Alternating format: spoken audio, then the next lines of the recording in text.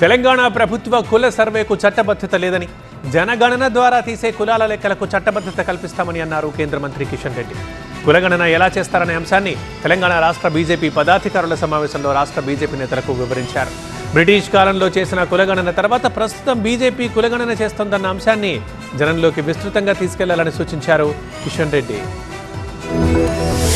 హైదరాబాద్ లో నాంపల్లిలోని బీజేపీ కార్యాలయంలో తెలంగాణ రాష్ట్ర బీజేపీ పదాధికారుల సమావేశం జరిగింది. రాష్ట్ర అధ్యక్షుడు కిషన్ రెడ్డి అధ్యక్షతన జరిగిన ఈ సమావేశానికి బీజేపీ ఎంపీలు, ఎమ్మెల్యేలు, జిల్లా అధ్యక్షులు హాజరయ్యారు. జనగణనలో కులగణన చేయాలని కేంద్రం తీసుకున్న నిర్ణయాన్ని ప్రజల్లోకి తీసుకెళ్లడంపై ఈ సమావేశంలో చర్చించారు. కులగణనపై కేంద్రం నిర్ణయం తీసుకోవడం రాహుల్ గాంధీ విజయమని కాంగ్రెస్ పార్టీ ప్రచారం చేస్తున్న నేపథ్యంలో ఈ అంశంలో తెలంగాణ కాంగ్రెస్ కు స్ట్రాంగ్ కౌంటర్ ఇచ్చేలా బీజేపీ నేతలకు దిశానిర్దేశం చేశారు కిషన్ రెడ్డి. కులగణన ఎలా చేస్తారనే అంశంపై రాష్ట్ర నేతలకు వివరించిన కిషన్ రెడ్డి, బ్రిటిష్ కాలంలో చేసిన కులగణన తర్వాత ప్రస్తుతం బీజేపీ కులగణన చేస్తోందన్న అంశాన్ని జనంలోకి తీసుకెళ్లాలని సూచించారు. ఉమ్మడి 10 జిల్లాల వారీగా అన్ని కుల సంఘాలతో విడివిడిగా సమావేశాలు నిర్వహించాలని, కులగణనకు కుల సర్వేకున్న తేడాను వివరించాలని బీజేపీ నేతలకు దిశానిర్దేశం చేశారు కిషన్ రెడ్డి. తెలంగాణ ప్రభుత్వ కుల సర్వేకు చట్టబద్ధత లేదని, జనగణన ద్వారా తీసే కులాల లెక్కలకు చట్టబద్ధత కల్పిస్తామన్నారు కిషన్ రెడ్డి. పార్లమెంట్ లో జనగణన చట్టానికి సవరణ చేసి కులాల లెక్కలు తీస్తామని, రాష్ట్ర ప్రభుత్వం చేసిన కుల సర్వే రోల్ మోడల్ కాదని తెలిపారు కిషన్ రెడ్డి. స్వతంత్ర భారతదేశంలో తొలిసారి